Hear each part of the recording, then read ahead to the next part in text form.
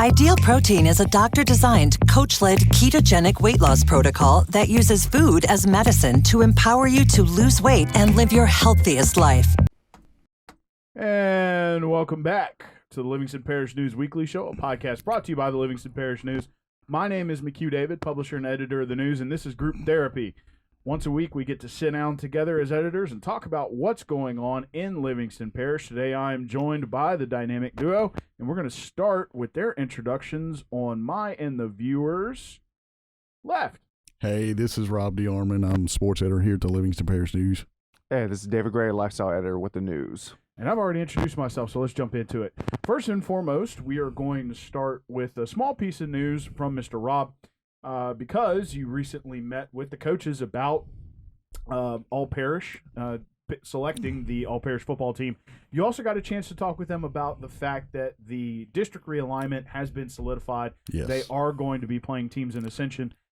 Give us a little bit of an idea of how they feel about it. It's one of those deals where I never get those guys all in the same room at one time. So I was kind of like, I know we've talked about it before, but I have every one of you guys here. So we're going to talk about it again. So, and the big thing is it's solidified. This is something that the coaches in 5A were looking for, you know, and it's going to make for, you've got Sanamaw, EA and Dutchtown coming over. It's going to bust up the traditional 4-5A. They're going to go over to those schools are going to go over to the Baton Rouge area. Proximity wise, it's a win for them. And a lot of them, you know, said crowd wise, they're looking for. You're looking at possible playoff type atmospheres with these communities being as close and following their teams like they do. The other part is some familiarity there with playing these teams because they've either scrimmaged them or 7-on-7. Walker played EA this past season, so there is familiarity between the coaches and the schools there. Sure. And, you know, it's interesting, these conversations between these coaches, it started a while back. I know a lot of the 5A schools would typically like to do either their spring scrimmage or their jamboree against these teams, or their spring scrimmage or their fall scrimmage against these teams from Ascension. So they do. There's a little bit of familiarity there. So going to be, and of course, there have been some playoff instances in the past. Yeah. Some history. Coach Beard even went back to as far as his days at Woodlawn, you know, when he matched up with some of these guys. And, you know, they've been doing the scrimmage thing for a couple of years now. And like I said, in 7-on-7, you just kind of get used to seeing those teams when you move around and everything during the summer. So it's from that aspect, it's you know, being familiar, just knowing what you're getting, and the communities and talking to the coaches. All of them seeing the Livingston Parish and Ascension communities kind of mesh together with each other in terms of values and things like that. So they're really hoping not only just for varsity, you know, but for the sub varsity, the JV and the freshman games. Crowds is what they're looking for, you know, because they follow their teams pretty well. Sure. All right. Well, Rob, we're going to come back to you. It's going to be, if you're looking for more information on that football stuff, it's going to be on our website, and then I think All Parish might be ready next week, excuse me. But we're pretty close. Well, it's close enough to where you could probably say that and be okay. Yeah. Well, and right now I was going to say the next thing you'll talk about when we come back to you is the thing that might keep you from finishing All Parish, and that is the Parish Tournament. It's a behemoth. It's a week-long thing. It's already started. We'll come back. David, there's kind of a weight in the room. We're going to talk about that in a minute. First and foremost, let's talk about a few of the other things that are going on. First, the Omicron variant is in, I believe they found it in Louisiana, correct? Yes, in the New Orleans area, Region 1. Okay. That's where the first probable case was detected. So we're dealing with that. Yes. Now, thankfully, the current report, at least coming out of South Africa, who was the first country to report it, is that it's relatively mild compared to what happened with Delta, especially when Delta sort of swept through and was very problematic. Yeah. Probably worse than the original. This one appears to be not quite as bad. Yeah. But health officials are pushing people, hey, it's still the coronavirus. Please go get your vaccine, correct? Mm-hmm. All right, moving on to I can tell that story we're going to have to talk about in a minute's weighing on you, but I want to talk about something else real quick. Two things, really. final pass for Ida debris is this week. Yes, that started on Monday, December 6th. And this will be the final pass that they are making. Typically, these passes are, a couple weeks, but I mean, depending on how much debris they see, it might go faster or slower than other passes. But Parish President Leighton Ricks said last week that they're going to pass on every parish-owned street, make that one last run, and if there's debris that's not out there, then they're not going to be picking it up. They're not coming back, he said. That was the biggest thing he wanted to stress. So it's Wednesday now, so 2 days after. So, I mean, hopefully you had your debris out by Monday if your debris hadn't been picked up yet. And now note that this is separate from the city of Denham Springs, which has its own contract with Sears Environmental.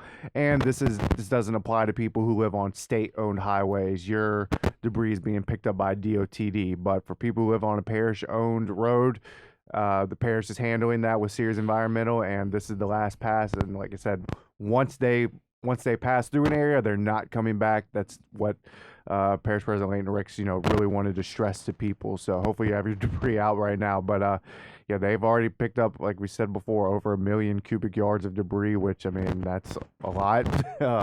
Woodside landfill, they've made like 18,000 trucks have made 18,000 trips to Woodside landfill to dump off the debris they've collected. So it's just a mountain of debris that's being collected there.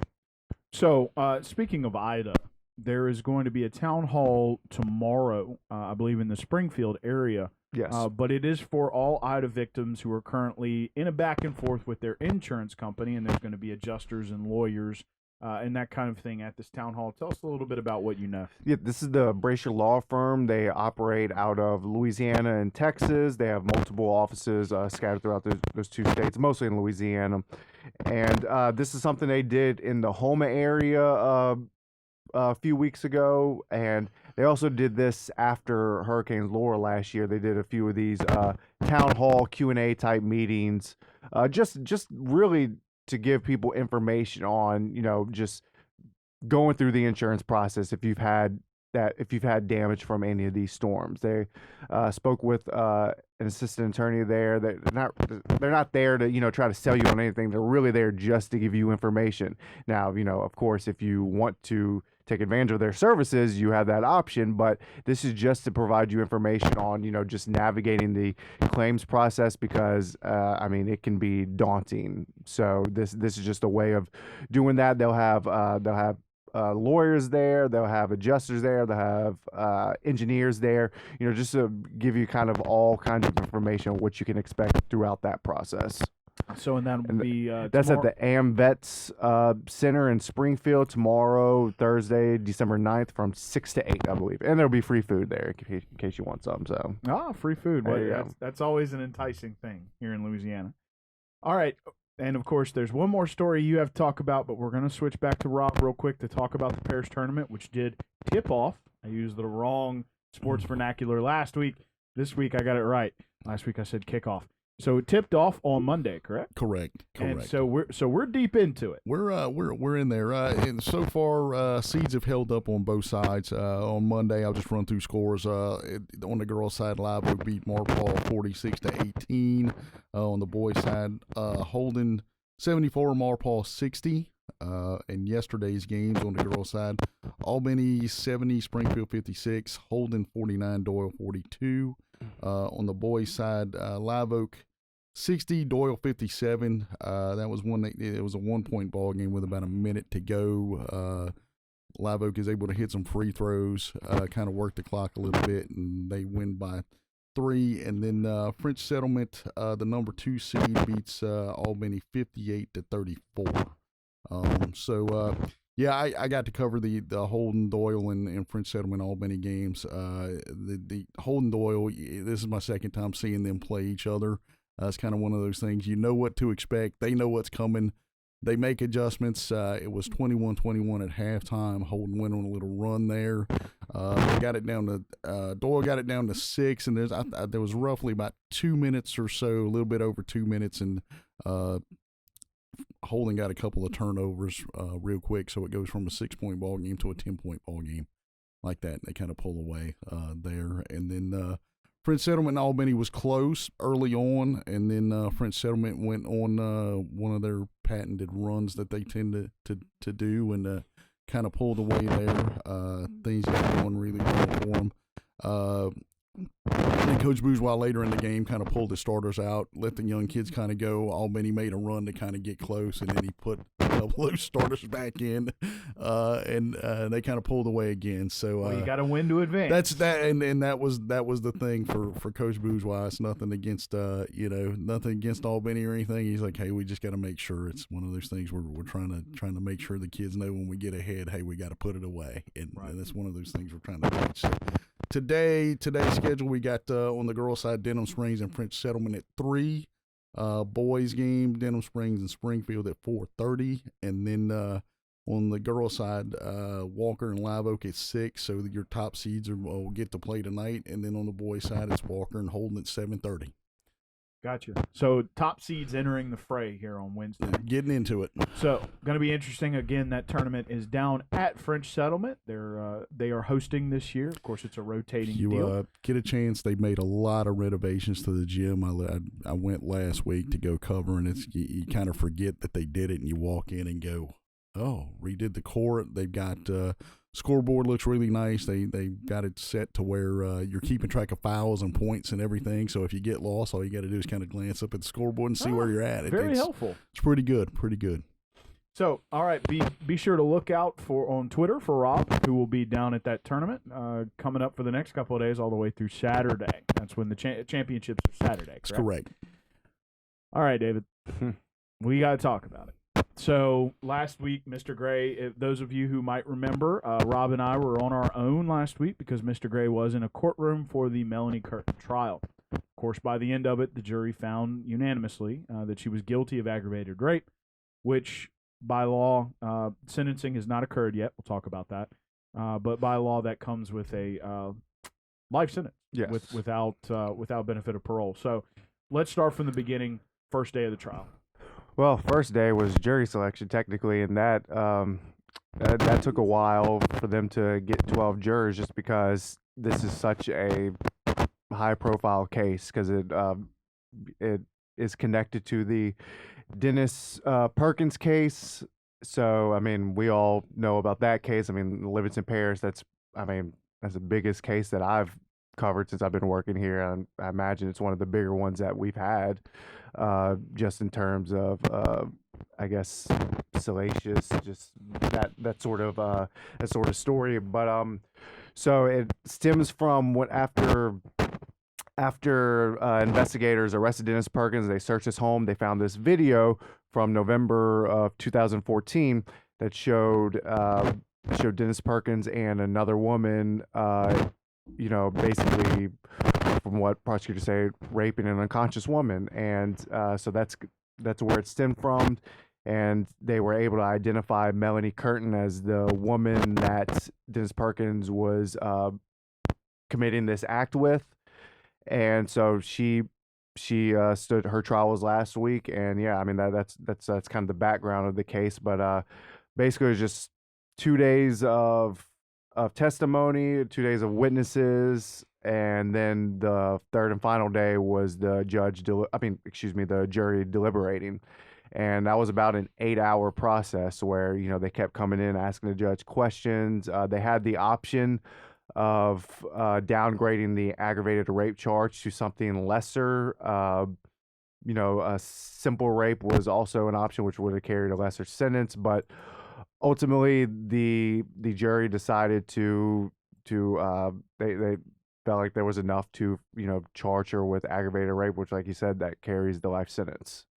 So yeah, I mean that was the first of we're gonna have Cynthia and Dennis's trials next year, but that was kind of the primer for this one. Yeah, and so very, very emotional, very difficult. According to the victim, one of the things you learned during the trial was that the victim did not remember this event. Miss Curtin tried to use that as a defense as well. But according to the victim's attorney after the trial, he believed that the jury had done their job. Yes. This Louisiana Attorney General's office that's who prosecuted this case, because as in the case with the Dennis and Cynthia Perkins cases, Scott Perry, the district attorney, he recused his office from the cases. So Jeff Landry's office is handling this, and yeah, I mean they said that. And one of the things that Barry Milligan, the lead prosecutor, kind of said was this is less connected to the Dennis and Cynthia Perkins cases than people like to believe. I mean, it draws that attention because it was found during the search of Dennis Perkins's home and all the electronic devices that he had. But he stressed that it's not as connected as people would think, just because when her name has been brought up, it's been associated with Dennis Perkins.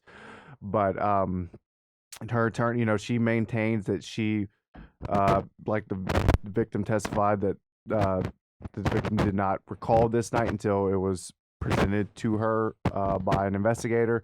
Melanie Curtin has also said that she does not recall this night. That has been her story from the beginning, according to her attorney. And it's also worth noting that the judge revoked her bond. So her attorney was trying to hopefully get her out for a couple months just so she could get some stuff in order, personal matters in order before going to jail for what appears to be the rest of her life. But Judge Brian Abels revoked that bond, so she was booked into the Livingston Parish Detention Center about 30 minutes after the jury came in with its verdict.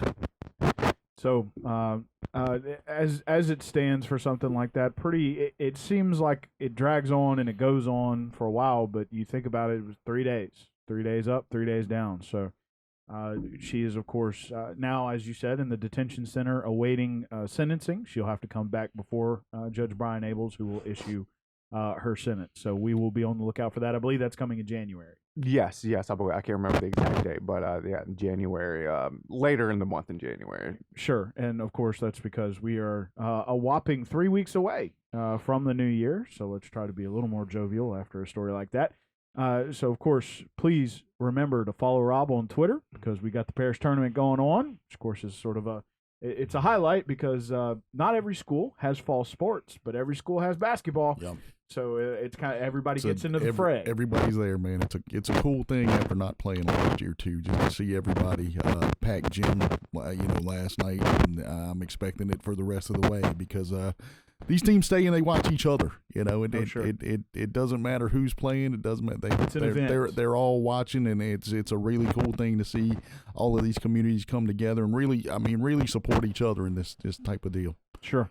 So thankfully, it does look like you're done with court, at least for this year. Yeah, at least for this year. So please remember that, let's do our introductions first. Let's stay on task here. So this time we're going to start on my right. Hey, this is David Gray, lifestyle editor with the News. And on the left. Hey, this is Rob DeArmond, sports editor here at the Livingston Parish News. And my name is McHugh David, publisher and editor of the News. Appreciate you guys out there joining us today for the Livingston Parish News Weekly Show. This is group therapy. It's where the three of us get to sit down and talk about what's going on in Livingston Parish.